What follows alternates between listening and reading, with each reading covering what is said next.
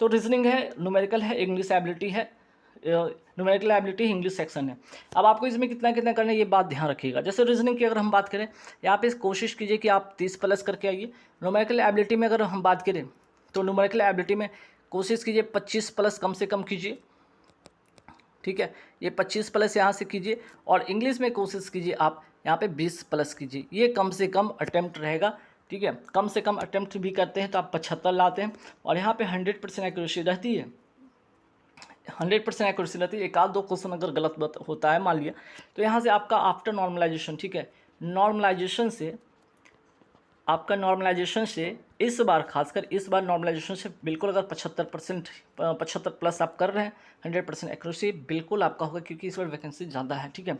लेकिन अगर इसमें ज़्यादा, यहाँ तो हो गया कम से कम अटैम्प्ट, कम से कम अटैम्प्ट की बात होगी। अगर थोड़े ज़्यादा करते हैं तो इसमें थोड़े और मार्क्स ऐड कर सकते हैं।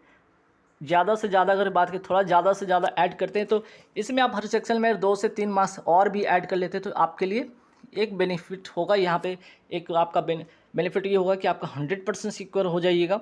यहाँ पे है कि आपका थोड़ा सा नॉर्मलाइजेशन का इफेक्ट देखने को बन सकता है। नॉर्मलाइजेशन तो आपके दोनों में होगा, आप ज़्यादा भी मार्क्स लेके आते तब भी नॉर्मलाइजेशन कम होता है यहाँ पे, तब भी लेके आते तो 75 पे भी, या फिर आप 80 प्लस भी करते तो भी नॉर्मलाइजेशन का इफेक्ट देखे। लेकिन यहाँ से आपका जो होगा खतरा ना के बराबर होगा, और यहाँ से 100% ही नहीं होगा, ठीक है, क्योंकि नॉर्मलाइजेशन का यहाँ पे रोल इसमें आएगा ही आएगा, और यहाँ भी होगा, लेकिन आपका इतना अच्छा स्कोर हुआ कि आप सिक्योर रहिएगा, ठीक है। तो इस बार का सिनेरियो यही है कि पिछले बार की तरह का सवाल आ रहा है, तो डेफिनेटली इस बार कट ऑफ लो रहने वाला है। टफ आ गया तो और भी कम कट ऑफ रहेगा, याद रखिएगा। तो इजी तो रहेगा, ये बात मान के चलिए, इजी तो रहना ही रहना। अगर मॉडरेट का, अगर टफ का अगर आप यहाँ पे देखते हो कॉम्बिनेशन, तो बिल्कुल उससे भी कट ऑफ कम रहेगा, ठीक है।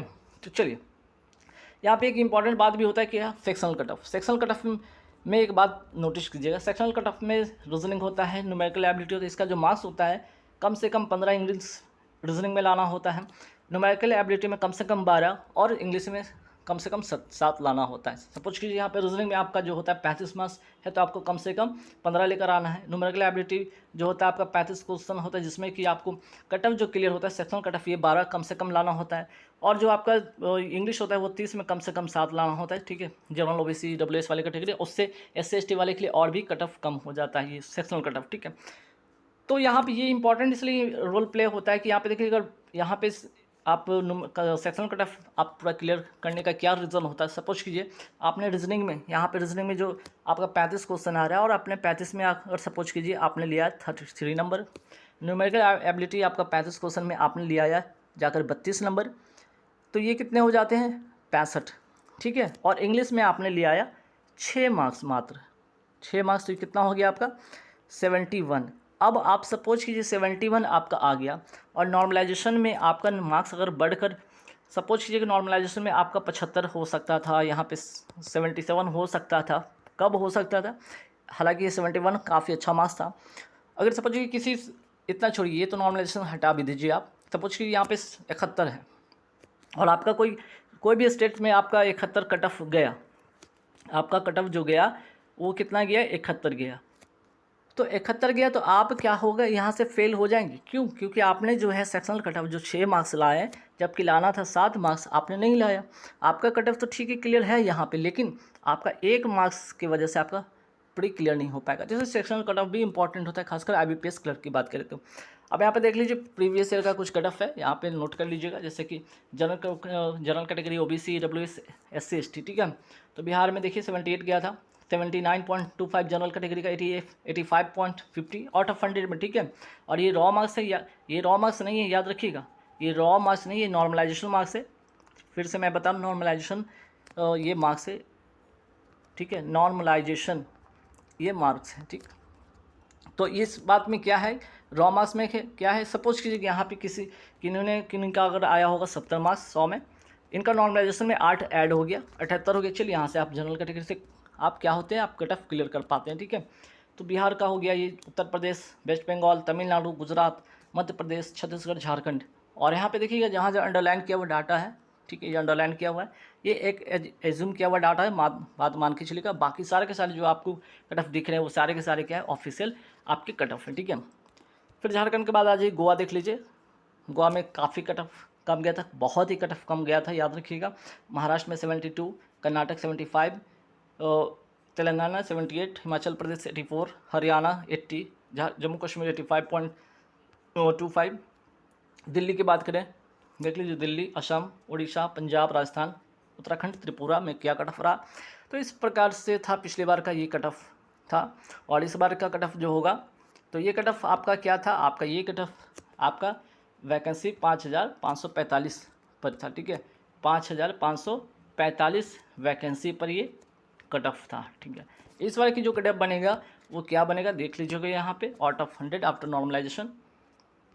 और यहाँ पे इम्पॉर्टेंट क्या बात है ये भी ध्यान रखिएगा, जैसे देखिए यहाँ पे जो होगा आउट ऑफ 100 होगा, प्रीलिम्स जो होगा 100 मार्क्स का होगा, जिसमें कि आपको यहाँ पे इस बार 8000 प्लस वैकेंसीज में आपका कट ऑफ देखने को बनने वाला है, ठीक है। तो पहला चीज़ नोट कीजिए कहाँ का सबसे ज़्यादा वैकेंसी, जैसे यूपी में आपका कट ऑफ कम लो होगा, ठीक है, यूपी में 1246 है, जहाँ पे अभी कट ऑफ अभी वैकेंसी और ऐड होगी। यहाँ पे अगर बात करते हैं तमिलनाडु में भी अगर बात करें 665 है, जहाँ पे वैकेंसी और ऐड होगी। तीसरा जहाँ सबसे ज़्यादा वैकेंसी है, याद रखिएगा, यहाँ पे महाराष्ट्र हो गया, महाराष्ट्र जहाँ पे आपका जो है वैकेंसी 590 है। फिर आपका चौथा आपका कर्नाटक हो गया, कर्नाटका हो गया, ठीक है, कर्नाटक में भी आपका वैकेंसी 457 है। पंजाब की बात करें, पंजाब भी आपका कट ऑफ यहाँ पे लो रहने वाला है इस वक्त, क्योंकि वैकेंसी यहाँ पे 404 है। फिर बात करते हैं मध्य प्रदेश की, अगर बात करें मध्य प्रदेश में भी वैकेंसी अच्छी है, 384 है। वेस्ट बंगाल में भी आपकी वैकेंसी आपका 331 है। तो देखिए यहाँ पे जो मैंने 5-6 स्टेट मैंने बताया, यहाँ पे कट ऑफ काफ़ी कम रहेगा पिछले बार से भी, क्योंकि इस बार वैकेंसी यहाँ पे ज़्यादा है, और अभी भी सभी में आपको वैकेंसी ऐड और होने वाली है, क्योंकि 5 बैंक जो भी मैंने बताया था कि रिपोर्ट अभी नहीं किया, जैसे बैंक ऑफ बड़ौदा हो गया, बैंक ऑफ महाराष्ट्र हो गया, इंडिया बैंक हो गया, यूको बैंक हो गया, यूनियन बैंक ऑफ इंडिया हो गया। इस अभी 5 ऐसे बैंक हैं जिन्होंने अपनी वैकेंसीज को रिपोर्ट नहीं किया, ठीक है, तो ये बात ध्यान रखिएगा। तो देखिए इस बार का जो कट ऑफ बनेगा कुछ इस प्रकार बनेगा, आप यहाँ पे स्क्रीनशॉट ले सकते हैं। जहाँ पे सबसे ज़्यादा वैकेंसी आप देख सकते हैं उत्तर प्रदेश में है, जैसे यहाँ पे तमिलनाडु में है, आपका कर्नाटक में देख सकते हैं, ठीक है, बाकी गुजरात में ठीक ठाक वैकेंसी है, ठीक, आपका बिहार में भी ठीक ठाक वैकेंसी है। तो यहाँ पे इस प्रकार देख सकते हैं कट ऑफ इस बार ये बनने वाला, general OBC EWS SC ST की वैकेंसी इस प्रकार होने वाली है, कट ऑफ इस प्रकार रहेगा। तो आपका अटैम्प्ट मैंने बताया कि कितना रहने वाला है। अगर आप यहाँ पे अगर आप जनरल कैटेगरी से हैं, जनरल कैटेगरी से तो आप 75 से लेकर 80 के बीच में, ठीक है, आप कट ऑफ रखिए। ओबीसी हैं, ईडब्ल्यूएस हैं, ठीक है, तो ये आप कट ऑफ आप 70 से 75 मान के चले। एससी वाले हैं तो आप यहाँ पे 65 से 70 रख सकते हैं, और एसटी वाले हैं तो 60 से आप 65। ये आपका अटैम्प्ट होगा विथ 100% एक्यूरेसी, सेफ स्कोर भी होगा। 100% एक्यूरेसी के साथ इतना अटैम्प्ट करते हैं, आपकी एक्यूरेसी अच्छी होती है, अटैम्प्ट इतना रहता है, डेफिनेटली इस बार सिलेक्शन होगा प्री में। देख लीजिए सारे स्टेट का यहाँ पे जो है बात करते हैं, कर्नाटक, तेलंगाना, राजस्थान, पंजाब, उड़ीसा, महाराष्ट्र, मध्य प्रदेश, हरियाणा, हिमाचल प्रदेश, जम्मू कश्मीर, असम, आंध्र प्रदेश, वेस्ट बंगाल, उत्तराखंड, ठीक है। अब इसके बाद होता है कि आपका मेंस का पेपर होगा, ठीक है, ये आपका जो होगा आपका ये तो हो गया आप, हाँ, वहाँ पे आपको 3 सब्जेक्ट होते हैं, वहाँ पे आपको 3 सब्जेक्ट होते हैं जो 100 मार्क्स के होते हैं। यहाँ पे आपका मेंस होगा 190 क्वेश्चन होंगे और 200 मार्क्स का होगा, ठीक है, जहाँ पे रीजनिंग 50 क्वेश्चन 60 मार्क्स का, इंग्लिश 40 क्वेश्चन 40 मार्क्स का, क्वांटिटेटिव एप्टीट्यूड 50 क्वेश्चन 50 मार्क्स का, और आपका जनरल या फिनेंशियल अवेयरनेस होगा 50 क्वेश्चन 50 मार्क्स का। सभी के लिए अलग अलग टाइम निर्धारित है, जहाँ पे 160 मिनट यहाँ पे टाइम मिलने वाला है, ठीक है। अब आप सोचेंगे यहाँ पे 200 मार्क्स, या देखिए 200 मार्क्स में पिछले बार का मेंस का कट ऑफ क्या था। सपोज कीजिए यहाँ पे अगर मैं इसको जूम करता हूँ, और यहाँ पे चलिए बिहार का ही ले लेते हैं, यहाँ पे 38 है, और मैंने क्या बताया 200 में आपका जो होता है 38 पॉइंट, ठीक है, ये आ रहा है कितना 38.63। ये क्या है आपका फाइनल है, ये फाइनल आपका मेरिट मार्क्स है, ठीक है, मेरिट मार्क्स जो कि आपका ये 200 में नहीं बनता बल्कि ये 100 में बनता है, ये ध्यान रखिएगा। मेंस हालांकि 200 में होता है, 200 में आप यहाँ से देखेंगे तो 200 में कितना इसको मल्टीपल करते हैं तो लगभग 76 होता है। तो देखिए 200 में आप सोचेंगे कि बस 200 में 76 लाने पर आपका रिजल्ट हो जाएगा, बिल्कुल हो जाएगा, ठीक है, क्योंकि यहाँ पे देखिए यहाँ पे जो 38.63 है, यहाँ पे कितना पे है आपका 100 पे है। यहाँ पे 200 में अगर 76 लाते हैं, इसको रिजल्ट कैसे बनाता है आपका 38.63 आपका 100 पे बनाता है, ठीक है। तो आपका जो मार्क्स बनेगा वो 80 जो होता है आपका, यहाँ पे जो आपका मेरिट बनाएगा वो आपका 200 में नहीं बल्कि 100 में काउंट होगा, ठीक है। तो अब आप सोचिए इतना कम कैसे कट ऑफ गया, 38.6 तरीके से कितना क्यों गया, या 76 ही 200 में क्यों गया? क्योंकि मेंस का जो पेपर होता है, याद रखिएगा, मेंस का पेपर हमेशा टफ रहता है, इतना आसान नहीं होता आपको कर पाना। जैसे कि यहाँ पे देख सकते हैं, जैसे कि आपका यहाँ पे रीजनिंग की, अगर यहाँ पे इंग्लिश की बात करें, इतना आसान नहीं होता है। सबसे ज़्यादा यहाँ पे इंपॉर्टेंट होता है आपका रीजनिंग का, जो कि बहुत ही टफ सवाल पूछा जाता है यहाँ पे। क्वांटिटेटिव एप्टीट्यूड में सबसे ज़्यादा यहाँ पे डीआई का सवाल ही देखने को बनता है। यहाँ पे भी जो पजल आते हैं, यहाँ पे मैक्सिमम पजल ही होते हैं। मैक्सिमम यहाँ पे क्या आपके पजल होते हैं, जो कि मॉडरेट टू टफ ही होते हैं, मीन्स कि टफ ही मान के चलिए। यहाँ पे डीआई भी आपका जो होगा टफ ही होगा, ठीक है। फिर यहाँ पे करंट अफेयर्स अगर बात करें, ये सबसे इंपॉर्टेंट रोल होता है, क्योंकि बच्चे तो इसी पे, स्टूडेंट इसी पे फोकस होते हैं, इस पर कम फोकस होते हैं ना। कम फोकस होने के कारण यहाँ पे इसमें जो होता है कट ऑफ काफ़ी कम जाता है। अगर सेक्शनल यहाँ पे कट ऑफ की बात करें तो पिछले बार इसमें सबसे कम सेक्शनल कट ऑफ गया था, मात्र 1 मार्क्स लाने पर ही आपका सेक्शनल कट ऑफ क्लियर हो रहा था। बाकी में आपका जैसे 3 नंबर था, यहाँ पे 2 नंबर था, इस तरह से आपका 5 नंबर, ऐसे करके सेक्शनल कट ऑफ होता है। यहाँ भी आपको सेक्शनल कट ऑफ को ध्यान में रखना होता है, ठीक है। चूँकि पेपर का टफ होता है तो ध्यान रखिए, यहाँ पे 2-4 मार्क्स भी लाने होते हैं, सेक्शनल कट ऑफ क्लियर करना भी मुश्किल हो सकता है, तो ध्यान रखिए इस बात को। तो चलिए, जिनका भी पेपर है आप सभी को ऑल द बेस्ट। मेरा यहाँ पे वीडियो बनाने का मकसद था कि आप लोगों को थोड़ा मोटिवेट कर सके एग्जाम को लेकर, ताकि आप पूरी सिनेरियो में ध्यान रखिए कि क्या आपको करना है और क्या नहीं करना है।